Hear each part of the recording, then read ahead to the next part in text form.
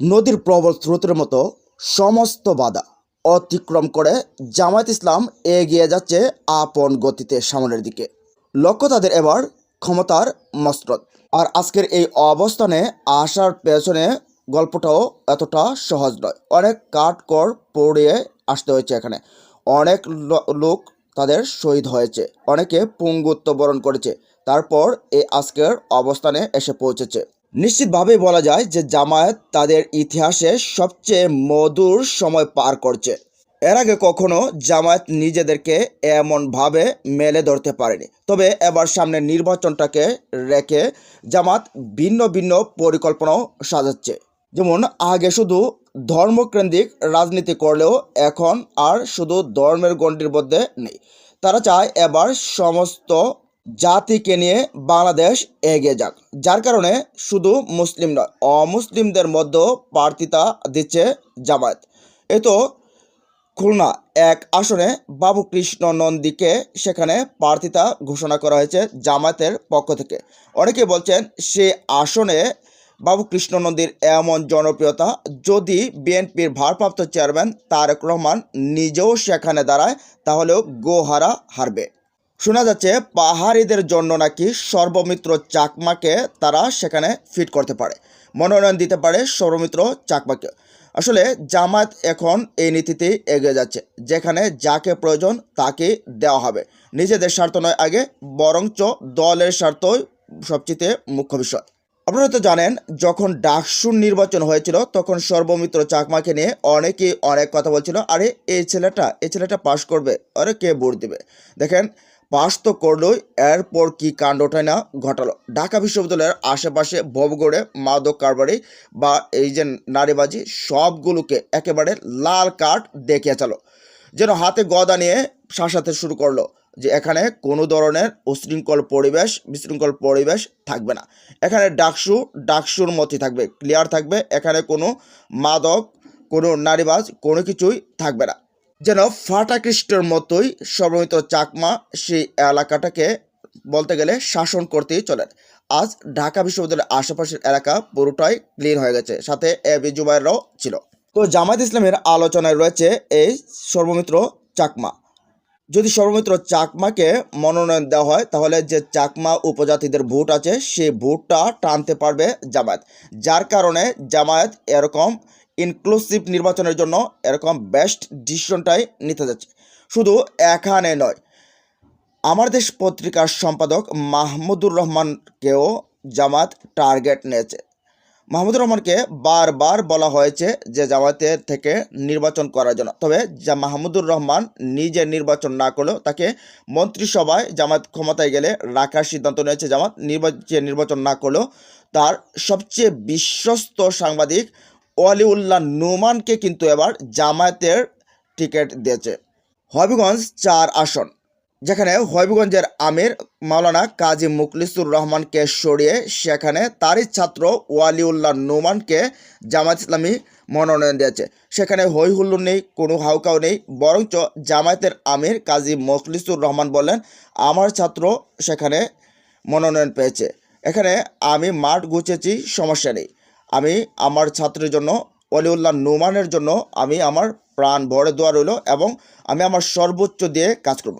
দেখেন, যেখানে বিএনপি প্রার্থিতা ঘোষণা করা মাত্রই হাউকাউ শুরু, ভাঙচুর শুরু, অগ্নিসন্ত্রাস শুরু, সেখানে একটা লোক 1 থেকে 1.5 বছর মাঠে সময় দিয়েছে, মানুষের দ্বারে দ্বারে ঘুরছে, তারপর তাকে সেখান থেকে তুলে নিয়ে গেছে এবং অন্য একজনকে সেখানে মনোনয়ন দিয়েছে, তারপর কোনো হাউকাউ নেই।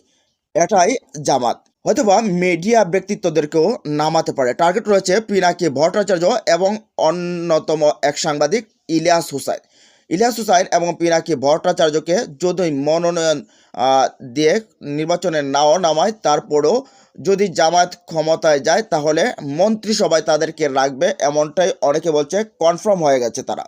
আর জামায়াত ইসলামীর মন্ত্রিসভায় পিনাকি এবং সাংবাদিক ইলিয়াস থাকলে বরঞ্চ ভারতের যে আধিপত্য, ভারতের যে খুঁটিনাটি সব কিছু ষড়যন্ত্র থেকে একটা নিরাপদ ব্যালেন্সে থাকবে, এটা ভাবাই যাচ্ছে বা বোঝাই যাচ্ছে। দেখেন, জামাত এই মুহূর্তে ডক্টর শফিকুর রহমানের নেতৃত্বে স্মার্টলি মুভ করলেও সব দিকে এগিয়ে যাচ্ছে, কিন্তু মিডিয়া পাড়ায় তেমন কোনো অগ্রগতি নেই।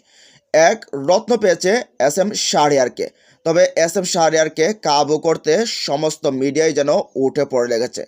সেই ৭১ টানা বা সেই বিভিন্ন রকমের আপত্তিকর প্রশ্ন ছুড়ে দেওয়া, যেমন নিকুলের মতো আওয়ামী লীগকে তেল দেওয়া, আওয়ামী লীগের নেতা মন্ত্রীদেরকে তেল দেওয়া। এই নিকুল যখন প্রশ্ন করে শাহরিয়ারকে, তখন শাহরিয়ার উত্তর দিলে বলে যে এটা আমাদের টিভি, আমাদের যমুনা টিভি। এরকমভাবে আর টিভি, তারপরে এনটিভি, বিভিন্ন রকমের টিভি যারা আছে সমস্ত টিভিগুলোই যেন বিএনপির দখলে, তারা বিএনপিকে তেল দিতেই ব্যস্ত।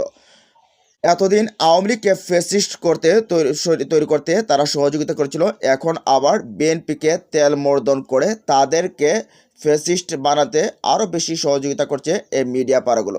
দেখেন, চট্টগ্রাম, সিলেট, বরিশাল, খুলনা বিভিন্নখানে সমাবেশ হলো জামায়াত ইসলামের ৮ দলের সমাবেশ। বিশাল, সেখানে বিশাল বড় আয়োজন, লক্ষ লক্ষ মানুষ, চট্টগ্রাম লালদিঘি ময়দান। কিন্তু মেন স্ট্রিম কয়টা মিডিয়া সেখানে কাভারেজ করেছে? তেমন কাভারেজ করেনি। বরঞ্চ খালেদা জিয়ার কি অবস্থা, তারেক রহমান কি বলছেন, জুবাইদুর রহমান কখন আসছেন, কখন হাঁটছেন, কখন কি করছেন, মিডিয়াগুলো যেন হুমড়িকে সেখানে পড়েছিল। মনে হচ্ছিল যেন সবগুলো মিডিয়া তারা ক্রয় করে সেখানে রেখে দিয়েছে। অথচ জামাতের যে এত বড় বড় এই যে প্রোগ্রাম, এত বড় বড় ইভেন্ট, সেগুলো মেন স্ট্রিম মিডিয়া প্রচার করছে না, বরঞ্চ অন্যান্য যে সোশ্যাল মিডিয়া রয়েছে সেগুলোতে তারা সেখানে প্রচার হয়েছে, ব্যাপকভাবে প্রচার হয়েছে, কিন্তু মেন স্ট্রিম মিডিয়াগুলোতে নেই।